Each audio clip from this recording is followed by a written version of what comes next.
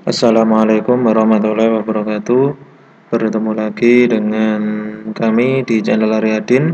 Kali ini kami akan membagikan FR soal pedagogik part 2. Ini ada beberapa permasalahan atau soal-soal yang bertipe hot. Jadi dari berbagai permasalahan nanti akan kita bahas beserta jawabannya. Sebelum kita lanjut ke soal dan pembahasan, jika video ini atau channel ini bermanfaat untuk Anda, jangan lupa untuk subscribe dan tekan loncengnya, dan boleh untuk di-sharing ke teman atau saudara yang membutuhkan. Semoga Anda semua bisa lulus pada tes CPNS pada tahun ini. Mari kita lanjutkan ke materi. Soal pertama, soal yang baik harus memenuhi unsur berikut kecuali: A. Soal disusun berdasarkan indikator yang dibuat. B. Pilihan jawaban harus heterogen dan logis. C. Setiap soal harus mempunyai satu jawaban yang benar. D. Pokok soal harus dirumuskan secara jelas dan tegas. E. Rumusan pokok soal dan pilihan jawaban harus merupakan pernyataan yang diperlukan saja. Jadi unsur-unsur soal yang baik kecuali, ini jawabannya yang B, yaitu pilihan jawaban harus heterogen dan logis. Pembahasannya, soal yang baik harus memenuhi unsur yang pertama, soal disusun berdasarkan indikator yang dibuat. Ini jelas, jadi ukuran kita untuk mengukur sejauh mana siswa paham itu harus berdasarkan indikator dari kompetensi dasar. Yang kedua, pilihan jawaban harus homogen dan logis. Jadi homogen itu harus sejenis, harus sama. Kalau heterogen nanti kan perbedaannya jauh. Jadi ada perbedaannya, siswa menjawabnya jadi lebih mudah. Jadi jawaban itu harus homogen dan logis. 3. Setiap soal harus mempunyai satu jawaban yang benar. Jadi tidak boleh soal ada dua jawaban yang benar. 4. Pokok soal harus dirumuskan secara jelas dan tegas. Yang terakhir, rumusan pokok soal dan pilihan jawaban harus merupakan pernyataan yang diperlukan saja. Jadi langsung kepada intinya. Lanjut ke soal nomor 2. Garis besar isian promes adalah identitas dan format isian. Ini jadi garis besarnya promes atau prosem itu adalah identitas dan format isian. Di bawah ini yang merupakan format isian program semester adalah: yang A. Tema, muatan pelajaran, pembelajaran ke alokasi waktu. Yang B. Tema, kelas atau semester, pembelajaran ke alokasi waktu. Yang C. Tema, subtema, pembelajaran ke alokasi waktu. Yang D. Tema, subtema, kelas atau semester. Yang E. Tema, muatan pelajaran, kelas atau semester. Jawabannya yang C, yaitu tema, subtema, pembelajaran ke alokasi waktu. Ini format isiannya. Program semester berisikan garis besar mengenai hal-hal yang hendak dilaksanakan dan dicapai dalam semester tersebut. Pada umumnya, program semester ini berisikan: yang pertama adalah identitas, itu berisi satuan pendidikan, muatan pelajaran, kelas atau semester, tahun pelajaran.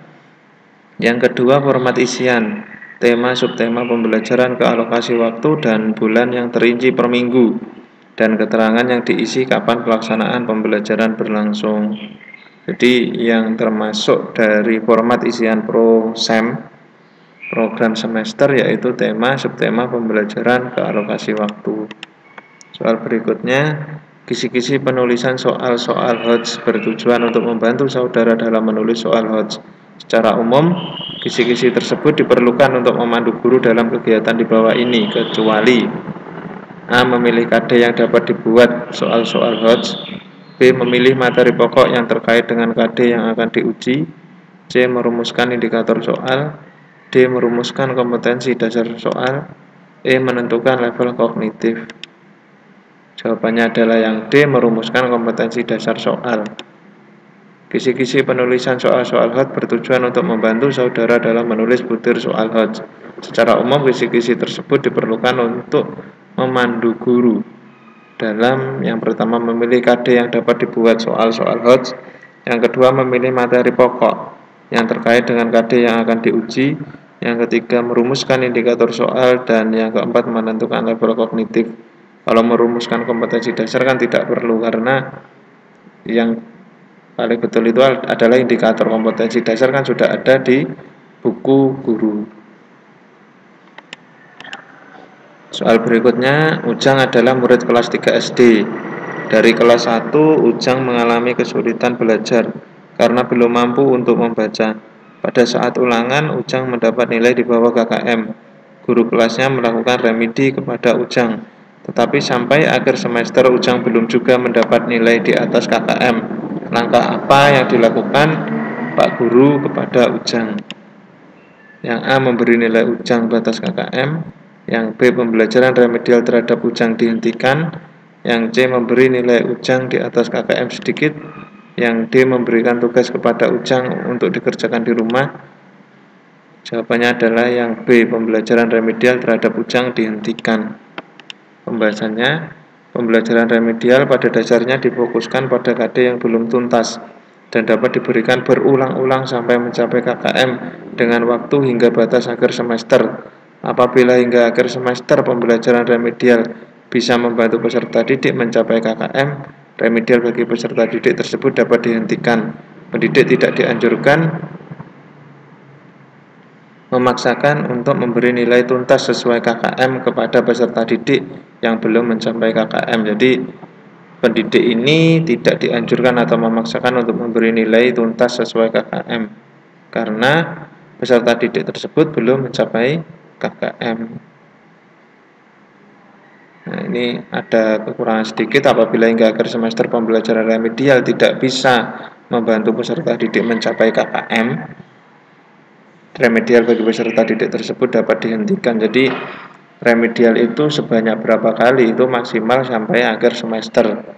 Jika pada akhir semester siswa tersebut tidak mendapatkan nilai minimal KKM, berarti langkah yang harus dilakukan guru adalah pembelajaran remedial dihentikan dan tidak memaksakan nilai harus sesuai KKM, bisa di bawahnya, karena kenyataannya seperti itu.